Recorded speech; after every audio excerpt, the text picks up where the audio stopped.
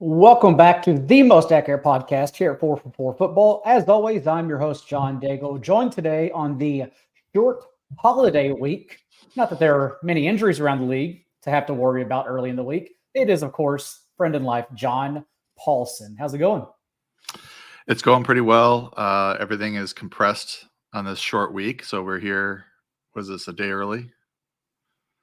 Or do we normally do it on 3 games Thursday, 1 game on Friday, and everything on Sunday, including 4 totals that are under 37 points. Great football. Sweet. So, yes, lots to talk about today. We will do as much as we can, but there are so many injury situations on Sunday. The matchups are going to be what we discuss here. And then if you have further questions, as always, you can reach us in the 4 for 4 Discord with the Thanksgiving sale happening right now through the end of the weekend as well. 92% off. Basically everything practically for free. I believe even the pro sub for all of our projections, rankings, $8 the rest of the season. Just incredulously cheap. So feel free to jump in and ask your questions there in Discord. I do answer the DMs. But Paulson, let's go ahead and start off with the early kickoff. And that's the Packers at the Lions. And beginning with the Packers side of the ball, the issue is that it does seem like following a full practice on Wednesday, we are getting Jayden Reed for sure. Dontavian Wicks upgraded to limited. And that's a big deal because the Packers the past 3 games have been running more of a receiver rotation with 4 different players. But if we think it's only going to be Christian Watson, Jayden Reed, and Romeo Doubs, go ahead and parse them for everyone in your rankings. Yeah, I mean, if Wicks plays or if he's out, that's actually, as you mentioned, a big deal because if he's out, then you're probably just down to a 3 receiver rotation, and all 3 of those guys are going to play a lot and a bit more than that they would with Wicks, Wicks looks pretty good as well, but we'll see if he's able to play on tomorrow morning. I trust Jayden Reed and Romeo Doubs. I don't trust Christian Watson right now. So you can run him out there. It's a good matchup against a shaky Lions secondary. They're 21st in adjusted fantasy points allowed to receivers, but Jordan Love just has connected better with Reed and Doubs than he has with Watson. They're also giving Reed handoffs, which last year Christian Watson got quite a few carries. He's not getting much of that this year at all, and that's part of the problem with his floor. But Reed is obviously doing well with those. He had the long touchdown run last week, and he's been really solid. And Doubs is basically Love's go-to guy in the red zone. So those are the 2 that I trust. I've got them at 40 and 50 respectively, with Watson at 50. And given that we expect the Packers to basically turn it on in negative game script in the second half, given that the Lions are over touchdown favorites at home with really no injuries to speak of, I would imagine we get some volume for the air for both of those guys. Jayden Reed, my personal favorite. For anyone interested in DFS, TJ Hernandez will talk about Jayden Reed and Jordan Love in depth for a 3-game slate if you're tuned into the 4for4.com DFS tab. On the other side of the ball, it's pretty much become what we thought too, with Montgomery and Jahmyr Gibbs being in a true timeshare. I talked about it last week, but Montgomery had previously with Jahmyr Gibbs not fallen under 70% of the team's running back touches in those 2 starts. And now his last 2 starts since he returned from injury, he's actually been at 54%. So it is a timeshare. Gibbs also, given that he has the receiving game, has been a top 3 RB in PPR in his last 4 starts as well. What are you doing with this backfield? Well, they're both startable, and I think especially this week against the Packers, really struggle against the run. This could be a game where the Lions just control it on the ground and build a little bit of lead that way. I've got Gibbs in the top 10. I've got Montgomery at 13. The Packers 21st adjusted fantasy points allowed to running backs, and I think with prior to the injury, Montgomery injury, Gibbs was a little dicey in terms of his touch floor with Montgomery healthy, but over the last 2 weeks, 31 touches for Gibbs, 26 touches for Montgomery. I think they both are a threat for goal line carries now, whereas before the injury, it was only Montgomery really getting those touches.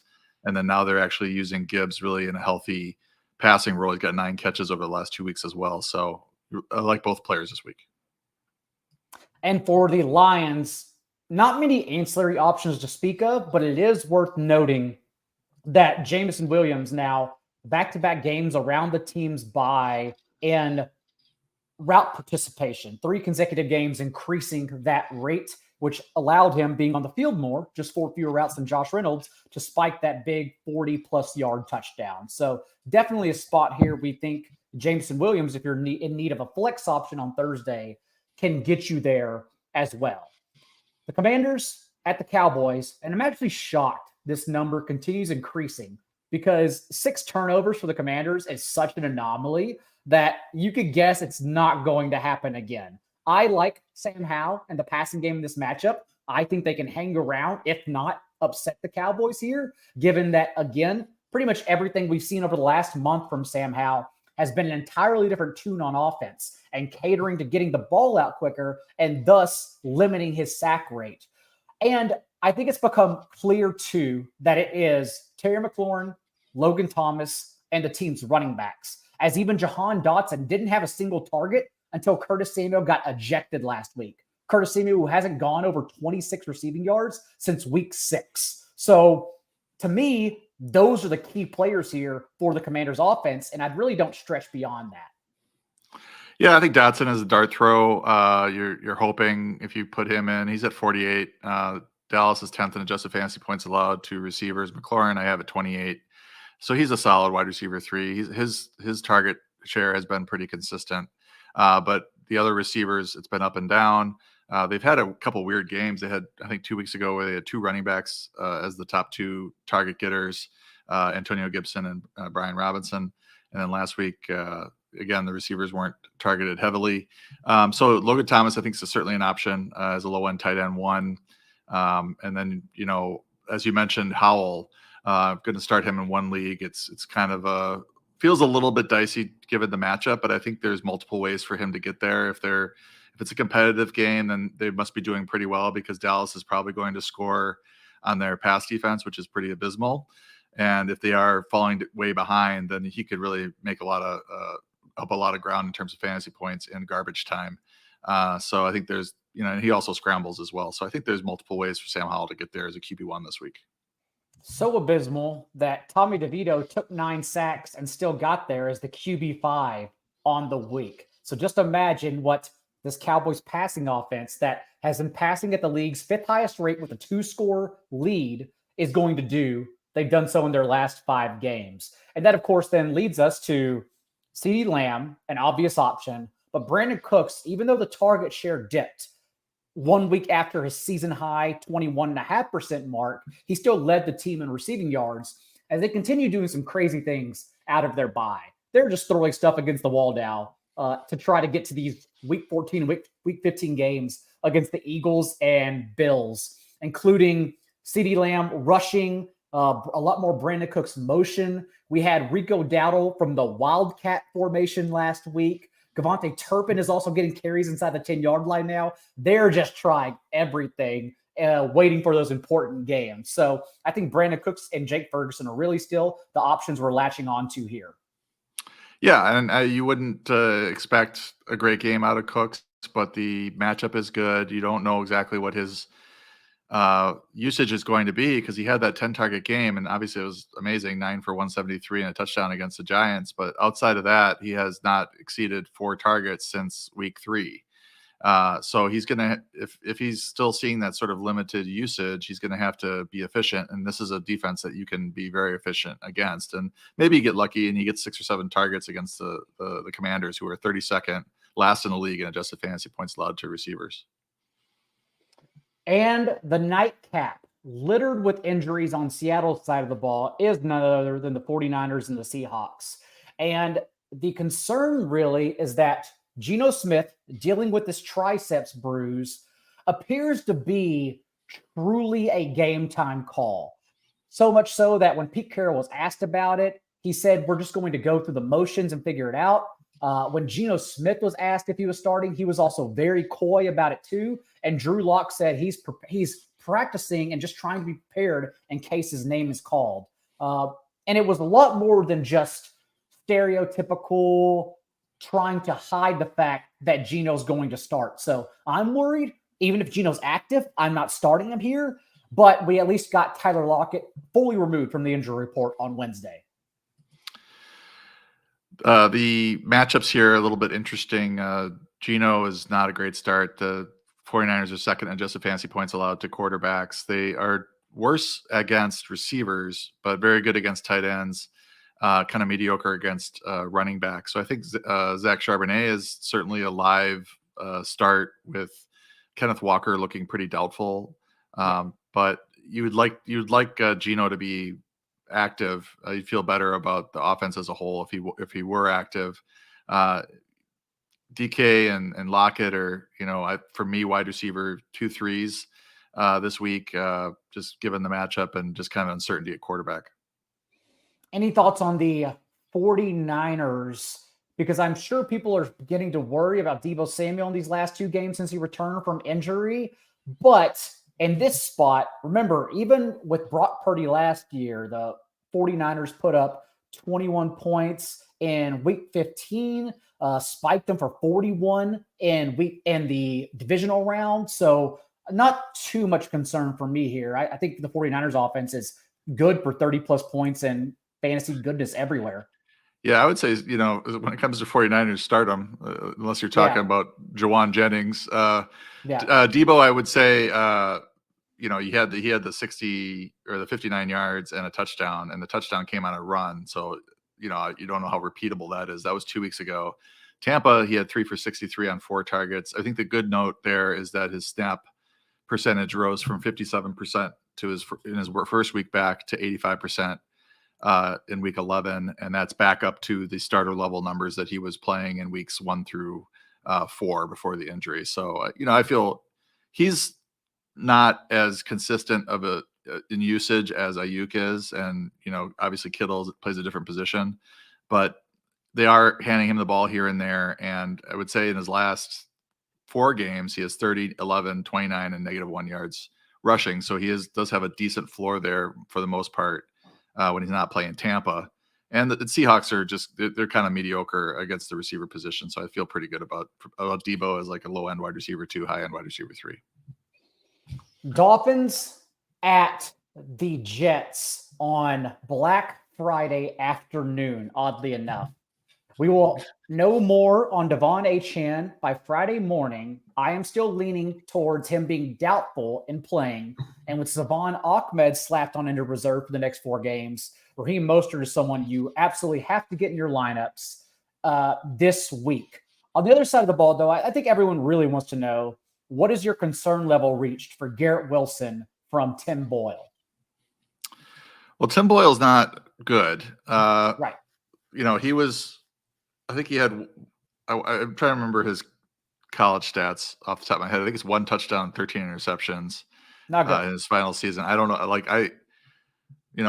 He's an NFL quarterback, so he's good, but relative to what I would think I'd rather have Zach Wilson in there if I'm a manager that's trying to roll Garrett Wilson out there. Mm-hmm. He was getting, Wilson and Devontae Adams are kind of in a similar situation. They're just getting tons of targets. They're poor quality, so only about half of them count. And they're maybe doing 6 for 80, and you're lucky to get a touchdown like Devontae Adams had last week. I have Garrett Wilson. I have him at 23. The Dolphins are 30th. They're towards the bottom of the league in adjusted fantasy points allowed to receivers, so the matchup is good. He'll probably get peppered with targets. So on that front, he's in pretty good shape. And one thing I want to note on Miami, though, the backfield is that if Achane doesn't play, then I think Jeff Wilson becomes more intriguing as a dart throw, or maybe a DFS play, because they're not going to probably give Raheem Mostert 25 touches. So Wilson might be in play there. And then how do you feel about Breece Hall against this Miami defense? They're 5th in adjusted fantasy points allowed to running backs.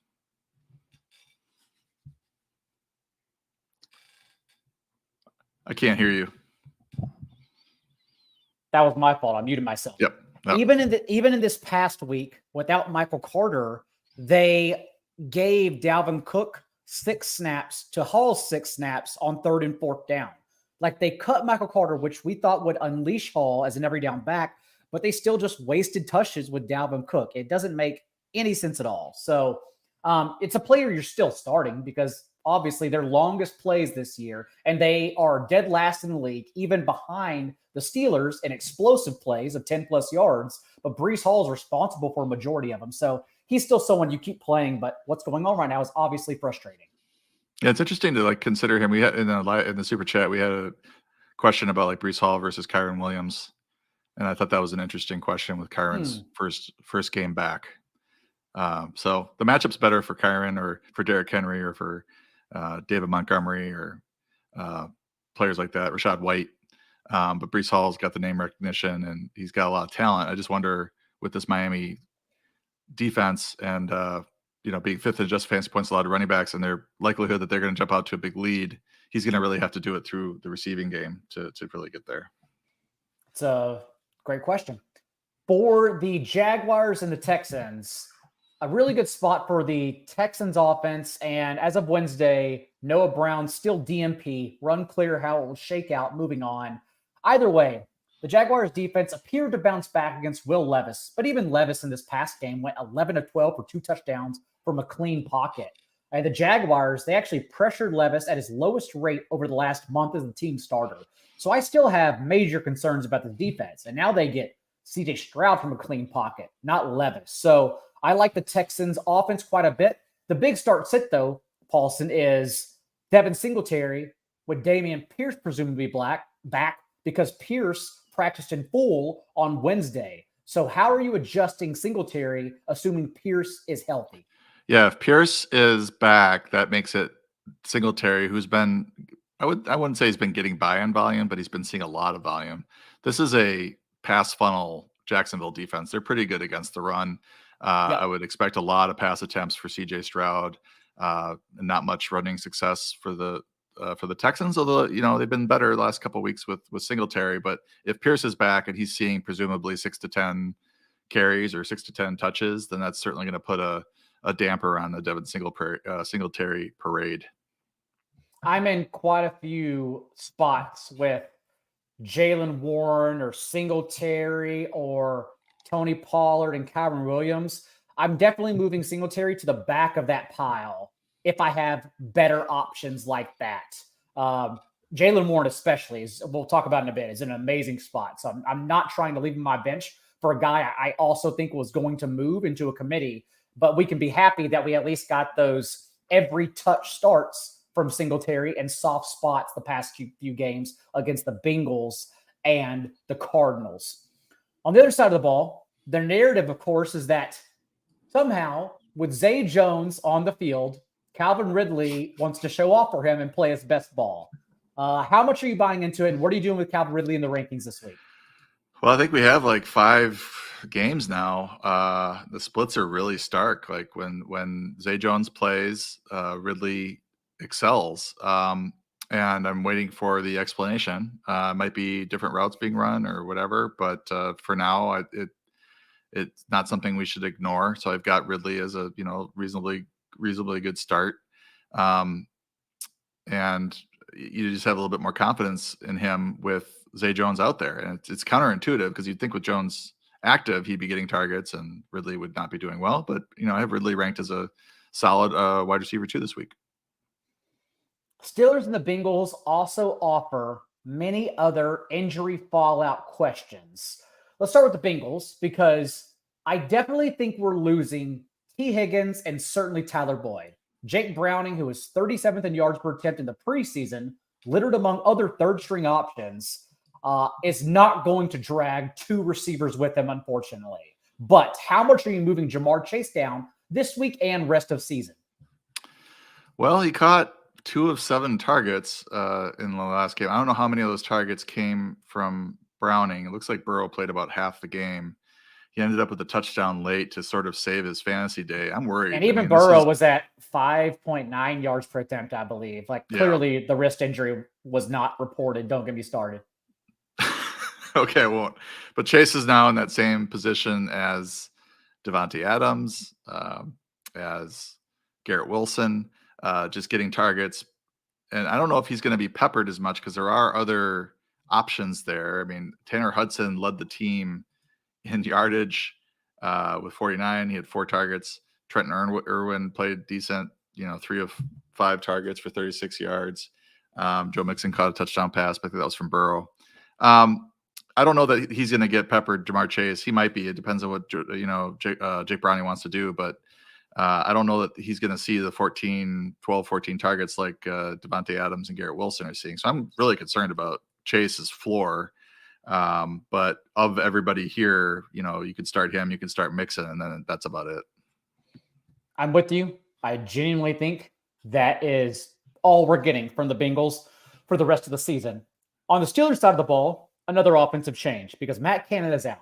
I'm still worried that Kenny Pickett was also half the problem. So we still have more players to get rid of here in order for everyone to get there.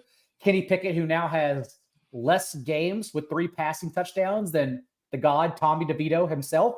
But do you see a change in the way Diontae Johnson and George Pickens see targets without Matt Canada? Because I think people are now questioning, does George Pickens come back to life, or is he still just a go route guy with inefficient targets outside the hash marks? My thing is, Diontae Johnson was already leading the team in targets quite literally in every year since 2019, since he was drafted by the Steelers. So it doesn't get better for him. It only stays the same, which is okay, or it gets worse, which is what I'm concerned about, because I don't think both can get there from Kenny Pickett consistently.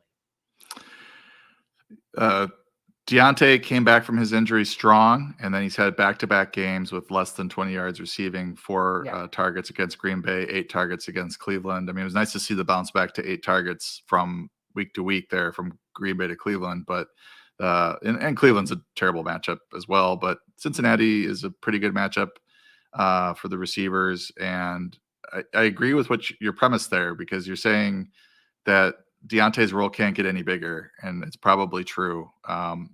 So the question is, can it get more efficient? That'd be the way he would improve, right? Mm-hmm. And then the other, which is why everybody's saying fire Canada, and that's why that's a chant going on in Pittsburgh restaurants and whatnot. I saw it on TikTok. So look at you. Yeah, not on purpose. So so you'd like to think, as he's kind of outside observer, they'll be able to use him better and his efficiency will go up, but the risk is definitely there. I think he's still, with his target floor, pretty high, and it does seem like Pickett looks his way early and often, that he's got a pretty good target floor. And I would think that the offense would be better, and this is a pretty susceptible pass defense in terms of the Bengals. So I think, and the running game, Jaylen Warren has 110 total yards in 3 straight games. So I think I need to be ranking him higher than where I've been kind of ranking him, because of looking at his year-to-date distributions, because his distributions over the last month or so have been significantly better, and he's obviously a better start than Najee Harris. And it's such a great spot for them. Not only the Bengals allowing a league high and explosive plays per game, but also the only team allowing over 16% of the runs against them to gain 10 plus yards. And they're at 17.5%. They can't stop anyone on the ground. So it seems like a nuclear game for Jaylen Warren, honestly. And just last week, only 1 fewer touch than Najee Harris. So as long as it stays a 50-50 split, Jaylen Warren's going to get there because he's just so good. For the Panthers at the Titans, the hellscape of Sunday. Let's start with the Panthers. We did get Adam Thielen there, a season-high 42.3% target share.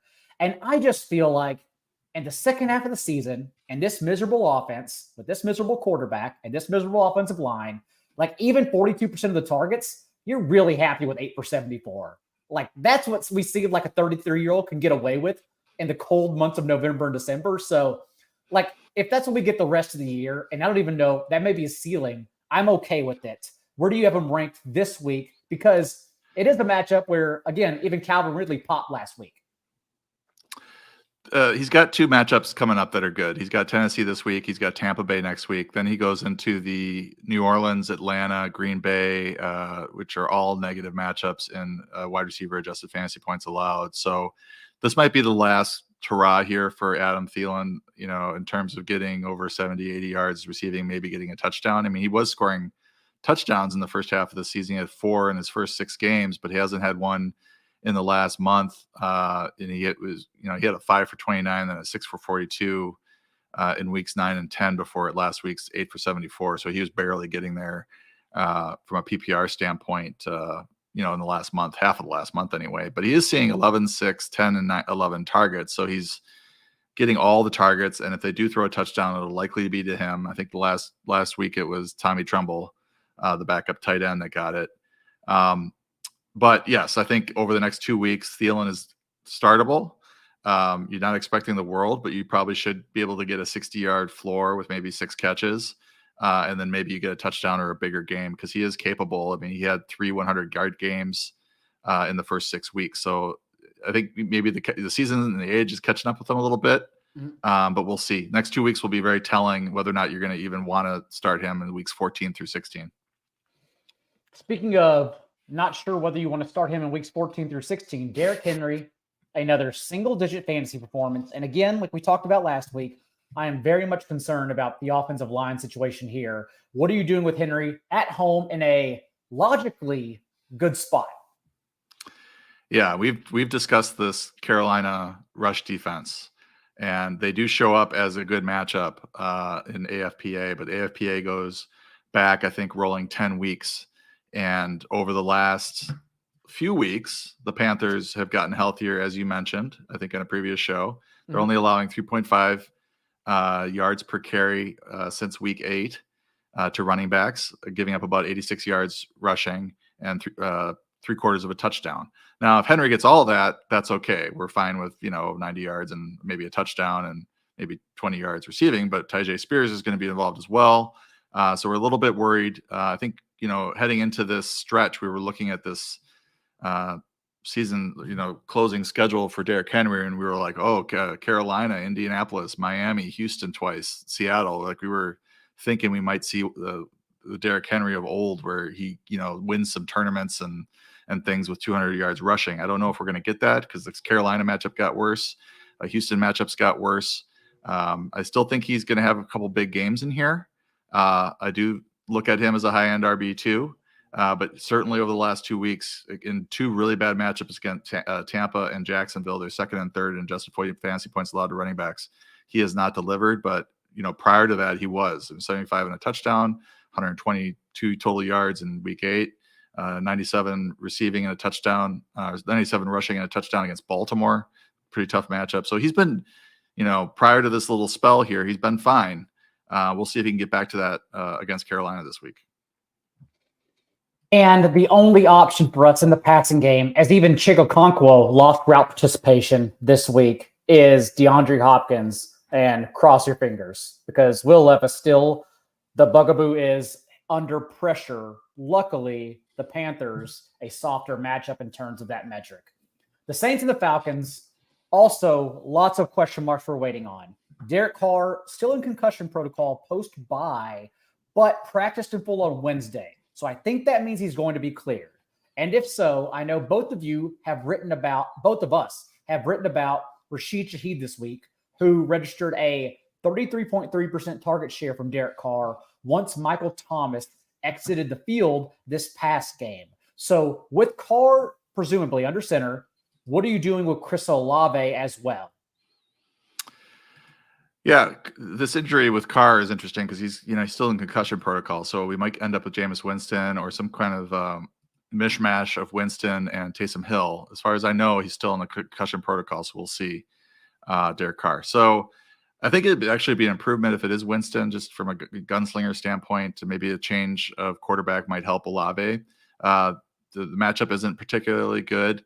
I am starting Rashid Shaheed this weekend, Scott Fishbowl. I'm excited to. He was way up there in yards per route run last year. He's just been, kind of taking a back seat in the offense because he's the number 3 receiver behind Olave and Michael Thomas. But now that Michael Thomas is on IR, I would think we would see a big jump in usage for Rashid Shaheed. A.T. Perry is also now interesting. He had a touchdown before the bye. But Shaheed, he didn't have a great game before the bye, but he had 9 targets. So I think if he gets that sort of usage, given his typical yards per route run, he should deliver wide receiver 3 numbers this week. And any faith in Alvin Kamara in a return game here? I certainly think it helps if Derek Carr plays, not Jameis Winston, who, as you mentioned, just came off the bench and chucked it to Olave 9 times. Yeah, and I was double checking the Carr injury. He's listed as full and participant, but still needs doctor's clearance. I just wanted to confirm that to complete the concussion protocol. So he's in one of those kind of situations. Yeah, I agree. I think Winston's probably worse for Kamara than Carr. I mean, Carr likes to pepper him with targets. Like the Falcons are 4th in adjusted fantasy points allowed to running back, so it's not a great matchup. I might be moving him down if Carr's unable to play because he's just less likely to see all those targets. The other player I wanted to ask you about, what do you think about Taysom Hill's? How he had this great role, and then the week before the bye, it just sort of vanished. And then, he was no longer the RB2. He wasn't getting as many catches, but before that, he was, not only the RB2, but he was also throwing the ball, and he was also running a lot of routes, almost as many routes as Juwan Johnson, if I remember correctly. And there is some signal, maybe it's more noise, still trying to figure it out, that in negative game script is when Taysom Hill. No, in positive game script is when Taysom Hill does not play. And they have had a bit of that their past 2 weeks, which is why he was so involved in that Bears game, because they were kind of hanging around rather than running away with it. So I'm still more than willing to start him every single week as a low-end tight end 1, but we are still trying to put our fingers on like the exact situations when he plays, because I wonder if they even know the exact situations when he plays. Yeah, I mean, it was almost like he was getting the Jamal Williams backup RB2 role, goal line role, and then also as a part-time tight end, part-time passer. So that was definitely adding up to some fantasy points if he's still eligible in tight end in those leagues where he's still eligible as a tight end. The Falcons side of the ball, Arthur Smith came out on Wednesday and went on a 5-minute soliloquy about Bijan Robinson. And this is coming before their bye, giving Bijan 60% of the team's running back touches, which was his most since week 4. Return to the role we knew he should have been in the entire time, including out carrying Tyler Algier inside the 5. So I think we're returning from the bye with a lot more confidence every single week for Bijan. So you're taking Arthur Smith at his word just because he went on a soliloquy that he's going to feed Robinson? I'm taking, that's fair. That's a good question. Question mark at the end of the teleprompter. I just wanted to just ask. I'm taking the usage and then 2 more weeks to integrate him and the soliloquy. I'm taking all of it and suggesting I think we're going to be more confident in Bijan moving forward. And if you remember, I don't know, a couple weeks ago, I said to you that, and I believe it was before the Arizona game, where he's getting so tired. He looked completely miserable, answering question after question about why Bijan Robinson was not getting enough touches. And then all of a sudden, week 10, 23 touches, 106 yards, and a touchdown. So I think there might be some on his only carry inside the 5. He scored. He scored. He has the 2nd rushing touchdown of the year. A little bit weird though that only 2 targets, so that losing a little bit in the passing, but you'll take it when you're going to get 22 carries out of them. Yeah, I could see what you're saying, and you're coming out of the bye here. The Saints are 12th against running backs, and then the Jets are 29th. Then he has a bad matchup against Tampa, but then he's got Carolina, Indianapolis, and Chicago, 3 green matchups. Although we just discussed Carolina maybe is a kind of a fake green matchup there for Bijan, but he might, close the season very strong. That Tampa matchup in week 14 is worrisome, but the playoffs look pretty good. Also, keeping Drake London for me as a low-end wide receiver 2 rest of season. Remember, he had 21% of the team's targets in 5 consecutive games before injury, and then that last miserable start whenever Heineke got benched, and it was London's first game back, is when he fell off. Before then, he was someone we had complete confidence in every single week. So I do not mind going right back to Drake London in this game, especially with Marshawn Lattimore and others banged up in the Saints secondary. Yeah, it'll be a little bit. I just wanted to mention next week, the Jets, that's going to be a tough one. Carolina's a tough one in week 15, but you'll definitely be able to start him. week 14, week 16, week 17 against the Bucks, the Colts, and the Bears. Just want to mention that for playoff purposes. Speaking of the Bucks and Colts, let's get to it because the Bucks defense out of their bye, pretty much everyone has gotten there now except Will Levis. Brock Purdy even, the QB2 on the week, no pushback whatsoever. And it's created fun game environments because the Bucks now, Baker Mayfield is averaging 37.5 pass attempts per game out of their bye because they have no choice but to pass since they can't stop anyone. And on the other side of the ball here, the Colts are still top 5 in plays per game, and Gardner Minshew starts because they're just playing at a different volume under Shane Steichen this year. So for the Colts side of the ball, what are you doing with Josh Downs and Michael Pittman, given that Downs is battling this knee injury that he supposedly had for the entire year? Yeah, I read an article in USA Today about Downs, trying to gauge the seriousness of it, and it did sound like he's like heading into he was trying to get to the bye, and he thought that with a week off he would be 100% rest of the season. That was the quote. Now, is he really 100%? Probably not, but it sounds like, he was in a position where it was sore. Getting that week off, it helps, him feel confident heading into the rest of the season. It's not something that's going to hinder him a whole lot. So I'm keeping an eye on his practice participation. I've got him ranked as a solid wide receiver 3 due to this matchup against the Bucks, the 29th in adjusted fantasy points allowed to receivers. So obviously Michael Pittman is, a wide receiver, low end wide receiver 1 this week. And then I've got Downs at, it's really the target trees there is just those two. And those are the 2 you have confidence in, along with Jonathan Taylor at running back. And for the Bucs side of the ball, I think really it's become the same thing. Mike Evans, Rachaad White in the passing game, or if he, like he's done his last 3 rushing touchdowns, really just fall inside the goal line. And that's it, unless you're looking for a tight end streaming option, because K. Otton's still out there for around 90% of dropbacks out of the team's bye. And you just have to hope he gets there in terms of receiving production.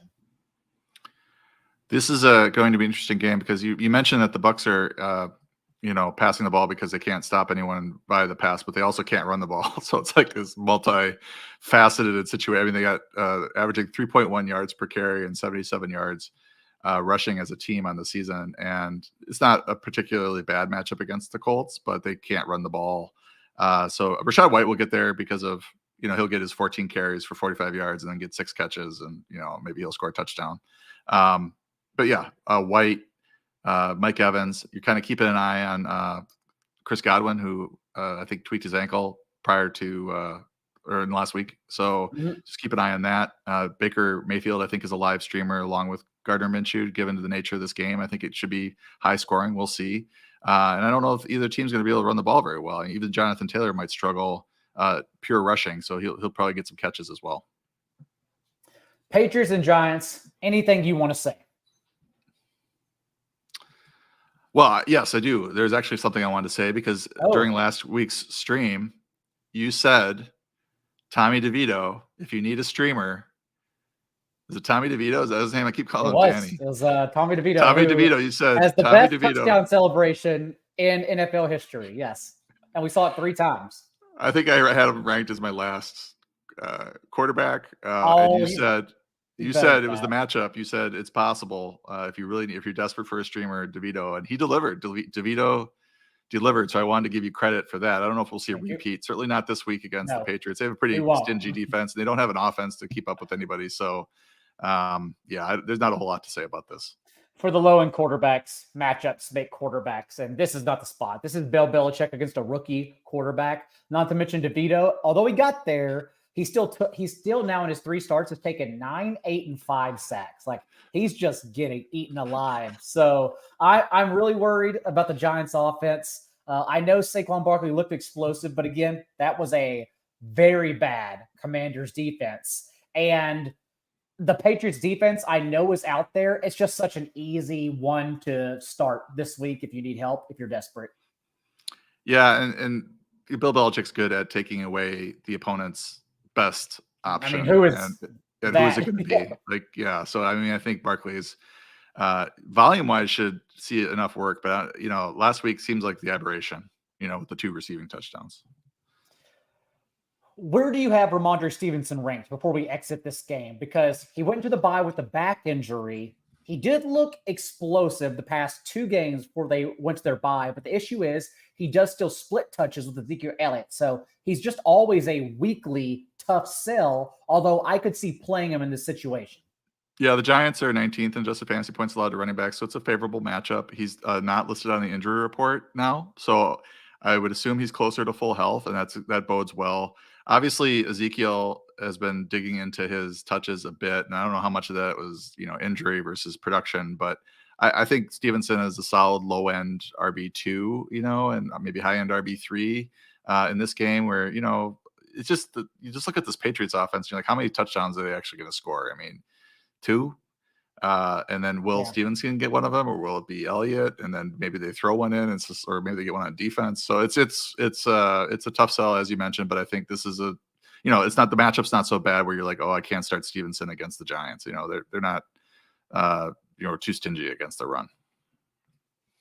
Browns at Broncos, 2 elite defenses to this point of the season, and I don't know when and how they choose to disperse Kareem Hunt and Jerome Ford, with Jerome Ford even getting a carry inside the 5-yard line this past week. But given his receiving usage, I still lean Jerome Ford weekly. Your thoughts on the rankings? I think they might both be serviceable here. I do agree that Ford gets the nod.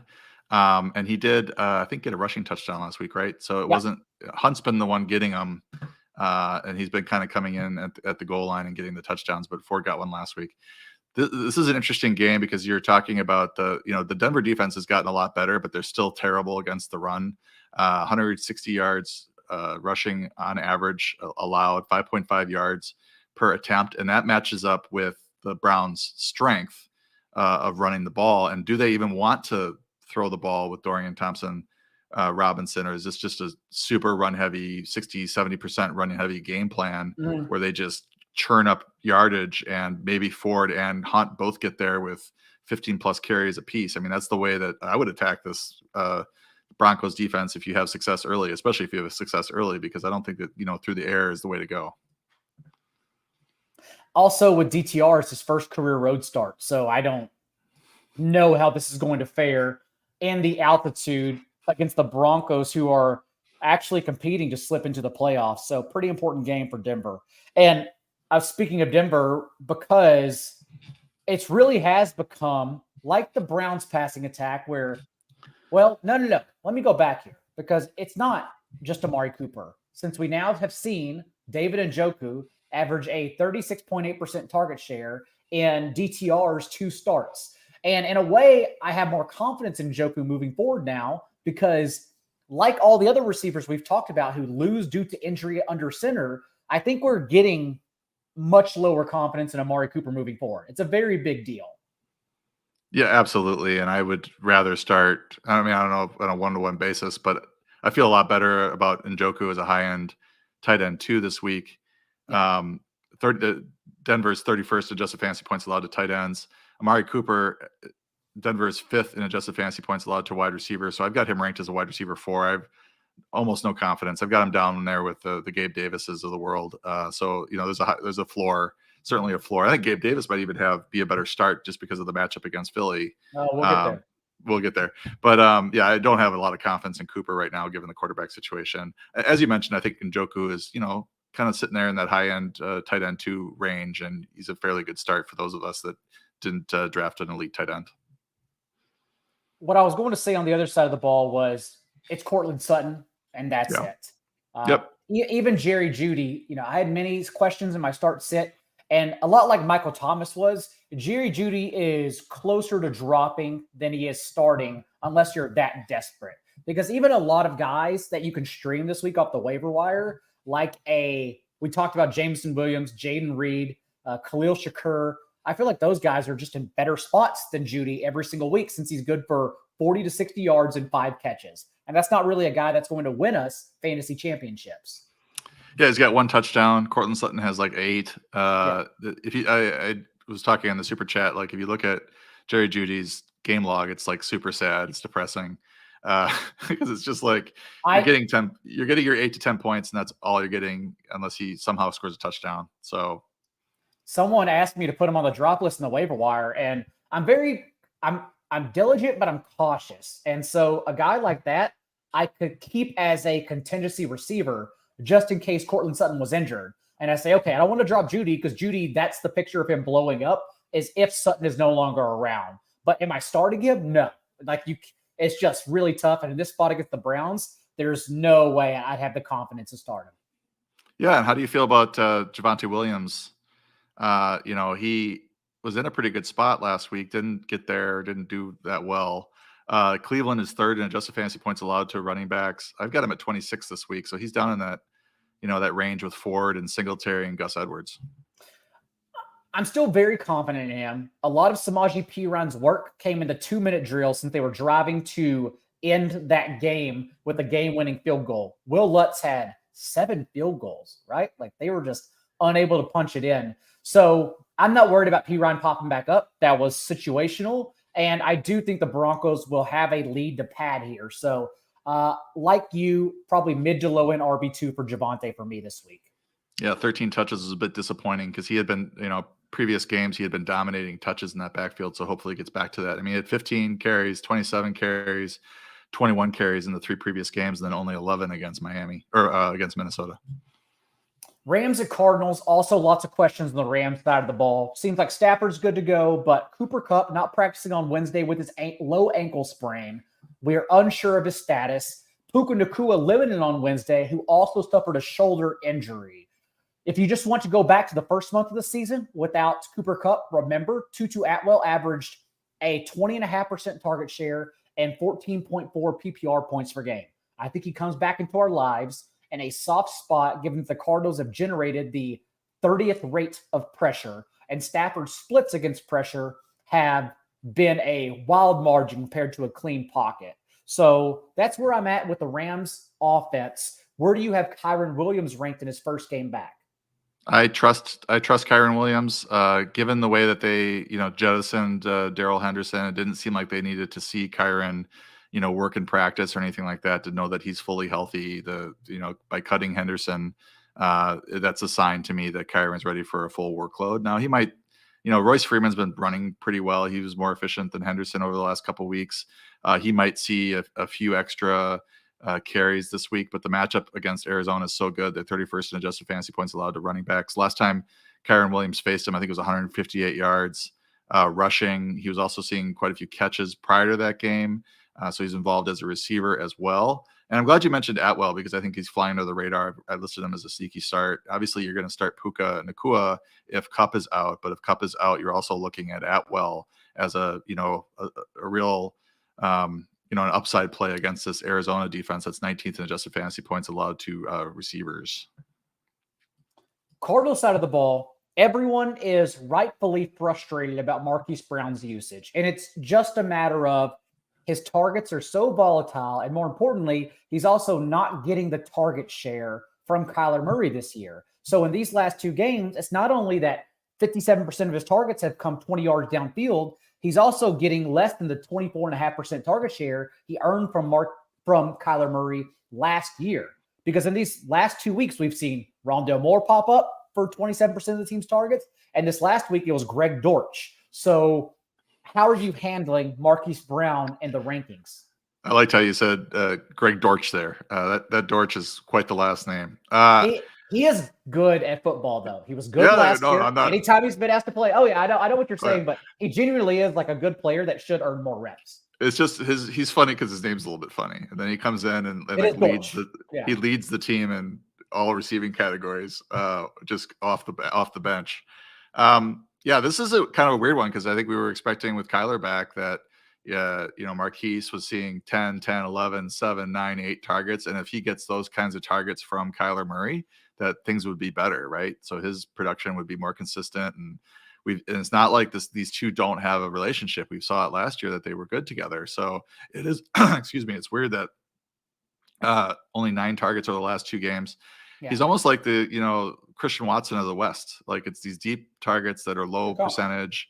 And if they don't connect, I think he was missed on a 60-yard touchdown. I don't know if that was last week or 2 weeks ago, but that would have, I think it was against Atlanta, right? So Yeah, I think 2 we were weeks ago. looking at, so, if he had caught that, we might be talking about this in a different,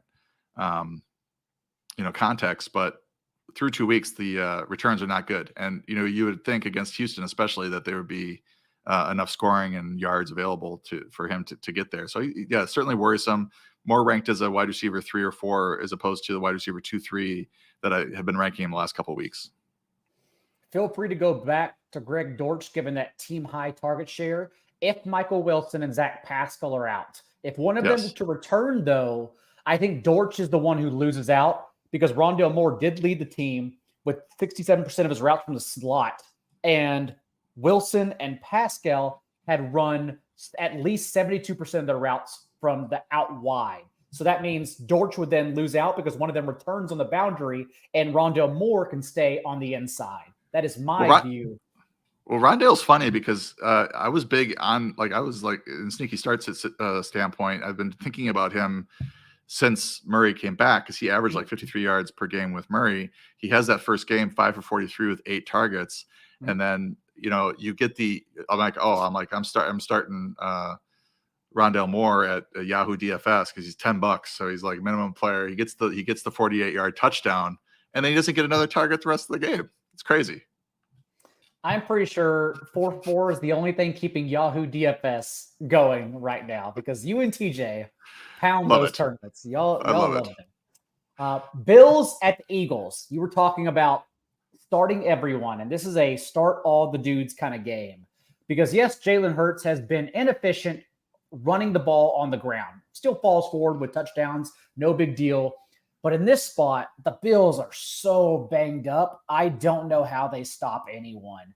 Not only Matt Milano and Tre'Davious White, as everyone knows about the past month and a half, but even on Sunday now, to have Micah Hyde and Dane Jackson in concussion protocol, and then Teron Johnson at home following that scary neck injury, it just seems like they have no one available to stop Philadelphia's what is now concentrated passing game between Devontae Smith and A.J. Brown. Yeah, I'm a little bit worried about James Cook. It's a bad matchup for running backs in terms of rushing. Maybe he could get there as a receiver, but Philly is, bottom third in receiving yards allowed to running back. So I'm a little worried about him. And then I think you get into, Diggs obviously is a start, and then you're looking at Gabe Davis and Khalil Shakir, and Shakir's floor has been a little bit better. Gabe Davis obviously has a huge ceiling, but he's also got 2 goose eggs in the last 3 games. This might be the game where he gets off the schneid and delivers. And I'm a little reluctant to use him. I've got him in Scott Fishbowl. I've got Diontae. I've got Michael Pittman. And I've got Rashid Shaheed. So you think I should start Gabe Davis over one of those 3? I would still feel more confidence in Gabe Davis personally over Rashid Shaheed, but I get it. It's close, especially with Davis coming off an egg, but that egg was also opponent specific, which leads me to my next one because the Bills came out with Joe Brady and just said, we're not targeting the boundary. We're just not going to go there against DJ Reed and Sauce Gardner. We're going to hit you over the middle of the field, which is why Dalton Kincaid underneath and everyone else had successful days, even when you look at Allen's passing chart. Whereas they're not worried here. You could do whatever the hell you want against the Eagles. James Bradbury's having an absolutely miserable year. They can get pressure up front, but everyone has success against Philadelphia. So just like the Eagles side of the ball, all of the Bills pass catchers, I'm jamming into lineups, Shakir and Gabe Davis included. It's interesting looking at the wide receiver matchups. It's Bradley Roby is actually pretty good in a fantasy points per route covered standpoint, whereas Bradbury and Slay are struggling mightily. It's been rough for the Eagles defense, but this is absolutely one that you just want to start everyone through the air. It's legitimately that simple.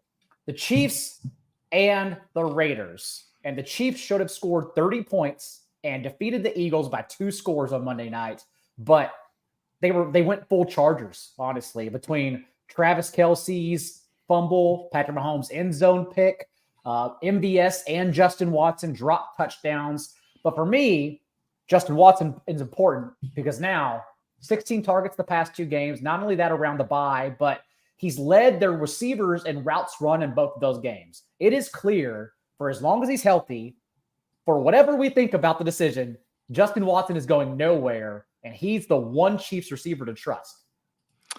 I think you could run Rashid Rice out there, but you're right. Watson's been objectively better the last couple of weeks. Rice was trending up and then has kind of faded a bit. I would agree with that. And also you're getting a lot of air yards and, deeper targets with Justin Watson. So that makes sense.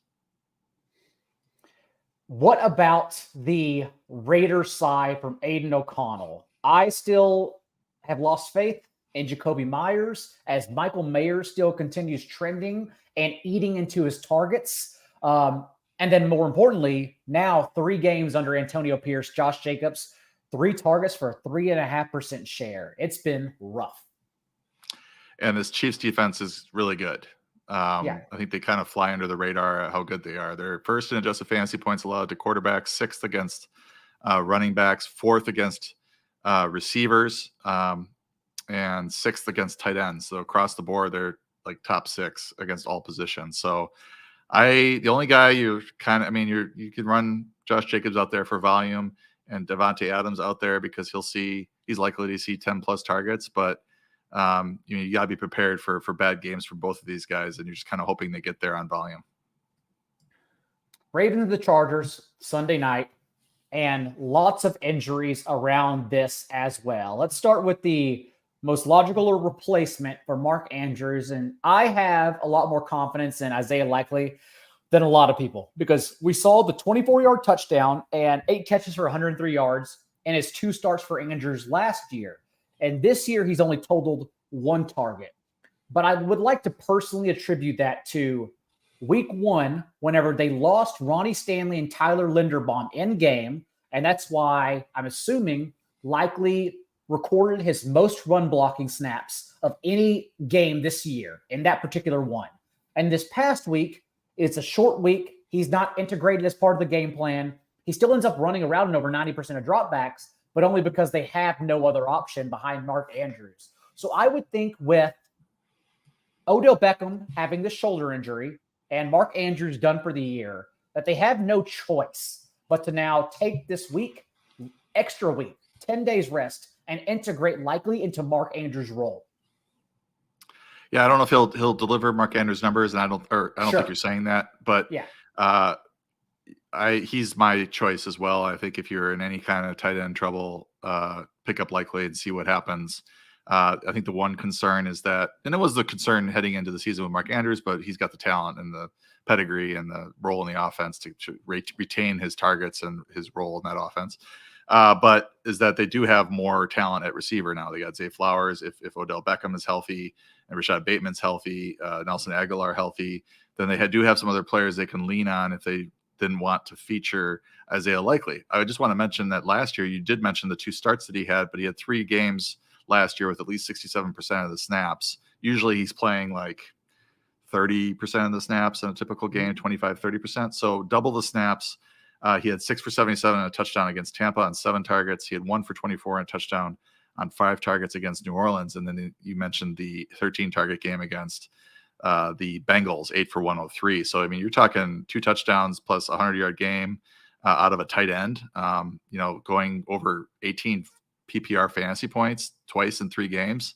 That's the kind of upside that we want to chase heading into the fantasy playoffs, down the stretch type stuff, especially if you're struggling at all at tight end, or if you just have like a Dalton Schultz or a Jake Ferguson or somebody like that, or David Njoku for sure. You'd want to grab Likely and give yourself another option week to week.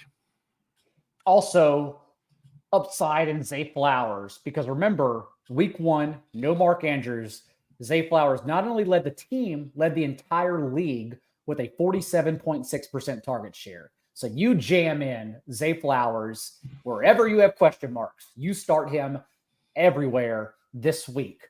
Odell Beckham, we'll see what happens. I do know he went over 100 yards on Thursday, but it was also his first game over 100 yards since 2019, and he was still only in for a route on 54% of dropbacks. It's concerning usage at his age, I don't know if I can chase it personally. 3 weeks, last 3 weeks, 5 for 56 and a touchdown, 7 targets, 1 for 40 and a touchdown on 2 targets, 33% of the snaps, and then the 4 for 116. I mean, that 1 for 40 and the touchdowns against his old team too. So there's a little old team theorem there. 4 for 116 and 7 targets. But as you mentioned, he's just a part-time player. So I'd like to see him full health. I'm good at breaking my brain in these situations. Like, I can separate and say, I think you can, like with Jaylen Warren, those other guys, I am able to say you can still get there despite the usage not actually being there. I think it's just his age and his lack of historical performances the past couple years due to injury that's really separating me from this. But I get it if people pick him up. I get it if you want to flex him. I'm struggling with it personally. I think this week is not too bad with the Chargers. They're 28th at adjusted fantasy points a lot. Yeah. And then after the bye, they've got the Rams, which is a tougher matchup, but then they have Jacksonville, San Francisco, and Miami. They're all outside the top 19 in adjusted fantasy points allowed to receivers. So if he can get healthy, I think there's a little bit there, and they might have to lean on him more with Andrews out. So there's a little bit, like, I would roster him. I think he's been in some waiver wire articles and stuff, but a lot of it has to do with the health, as you mentioned. What about Keaton Mitchell for you, since John Harbaugh lied to us and pretty much gave him the same role with Justice Hill still involved on Thursday? Well, I mean, to be fair to John, I'm defending John Harbaugh. It did seem like his role grew a little bit. I'm pulling up the RBBC report right now. He had the 8 carries, 1 reception. He outsnapped Justice Hill 36% to 26%. Justice Hill only had the 2 touches. So I think it's maybe not growing fast enough for your liking, but there's not a whole lot more. He could get 2 more. He could have, instead of having 9 touches, he could have 11 if he and we discussed how it's never going to be 12 to 15 touches because Gus Edwards is too good. Yeah, and he's the goal line back as well, which is the money. So if you're going to get something out of Mitchell, it's going to be a long run or a catch. We saw that against Seattle, the 9 carries for 138 yards and a touchdown. And he had a touchdown the following week against Cleveland. So I think he might, this is a decent matchup against the Chargers at 26th and just the fantasy points allowed to running backs. He could get there, but it's just one of these low volume, high efficiency type guys, and you need him to break a long run or a long catch to really pay off. On the other side of the ball for the Chargers, you know exactly who to play. There are no more ancillary options since no one's starting Quentin Johnson. The dream has died.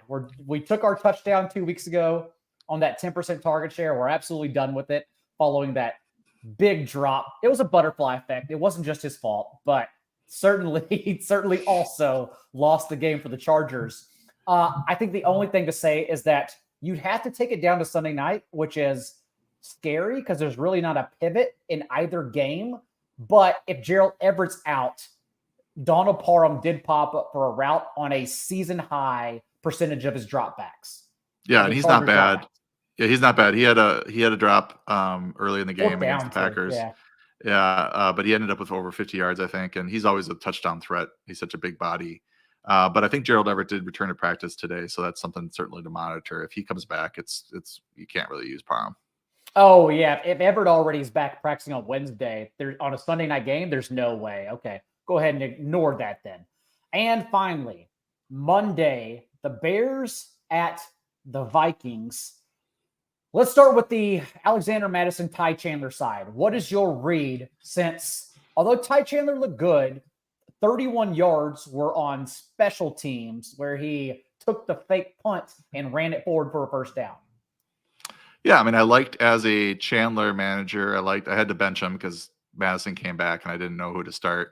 And so I benched them both, just kind of see what was happening, even though it was a great matchup. So that was a little bit frustrating, but I'm glad you mentioned the fake punt, because his numbers are a little bit inflated because of that. But he has been more efficient than Madison, although Madison did have a good game against Denver. I think the thing that's throwing me a little bit with Madison is that he lost that fumble, and I'm just wondering if things start to tilt more in Chandler's way, because prior to Madison's concussion, I think it was like 9 to 8 touches in that game, or 8 to 7 touches in that game between the two. So they were definitely in that game deciding that Chandler was going to see a bigger role, was going to overtake the Cam Akers role, and Madison wasn't going to see lion's share of touches. He ended up seeing 19 versus 14 for Chandler against the Broncos, and they both had great running games because the Broncos' rush defense is terrible. So all that being said, if you want to touch floor, Madison's your guy. He is running a little bit better, but certainly excited as a Chandler manager that maybe his role is growing and it's possible that he could overtake Madison in the coming weeks, especially if Madison keeps putting the ball on the ground.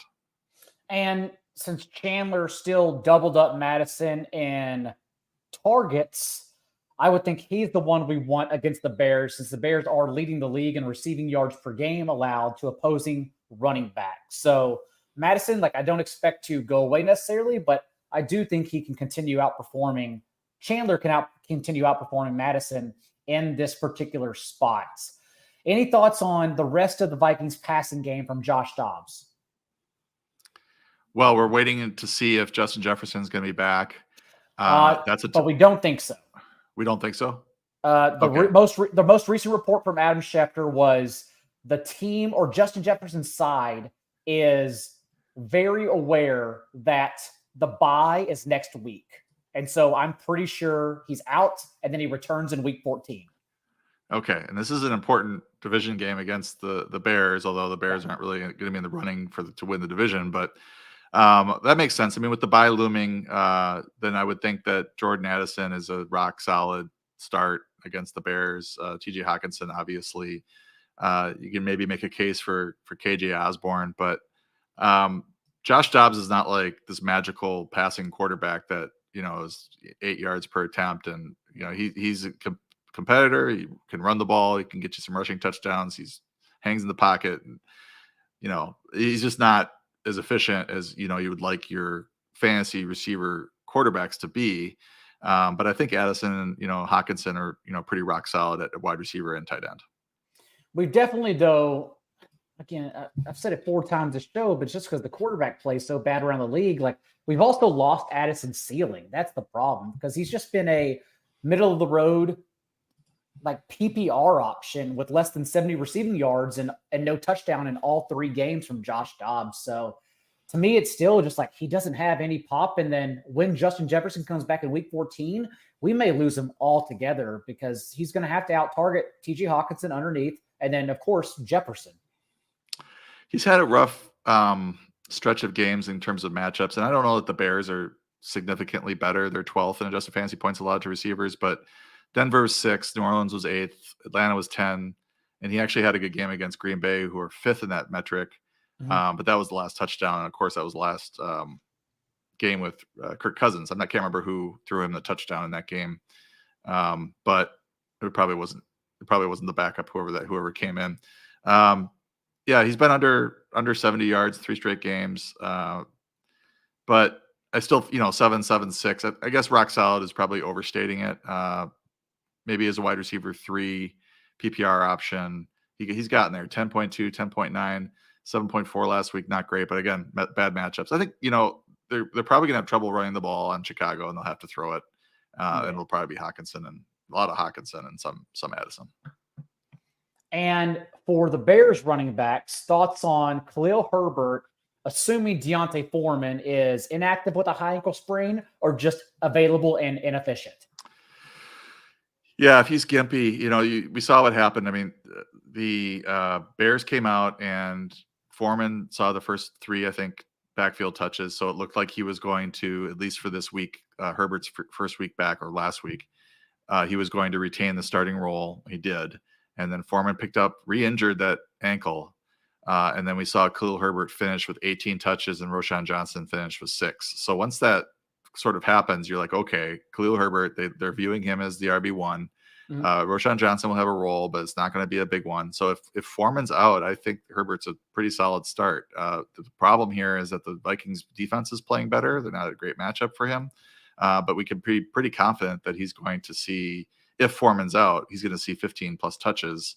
That might include some catches as well. He played he was running. All the advanced metrics say he was running really well prior to the injury. He had 18 for 103 against Denver, worst rush defense in the league, 10 for 76 against Washington in that injury game.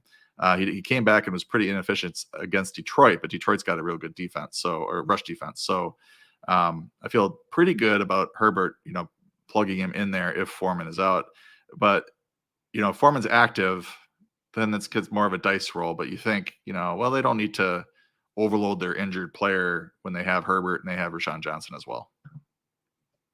And with that, Paulson, tell everyone what else you will have on the site, since we will be out of pocket, but around Thursday on. Yes, Sneaky Starts is already up, so check that out. I'll be updating rankings throughout the weekend. I'm not doing my Discord chat this week. I've taken the weekend off to spend some time with my family and get ready for the stretch run. But looking forward to some football and some turkey and maybe a couple old fashions. The DFS weekend content doesn't miss a beat. We will be back Friday at 6 p.m. Eastern with myself, Pat Crane, and TJ Hernandez, and all of the DFS articles on Saturday for you and in the Discord throughout the weekend and Thanksgiving morning. So happy holidays to everyone. Thanks to the chat and everyone hanging around and listening. And until next time, and especially around the family, probably yelling about politics, remember, be a little bit kinder than what's required. We'll see you then.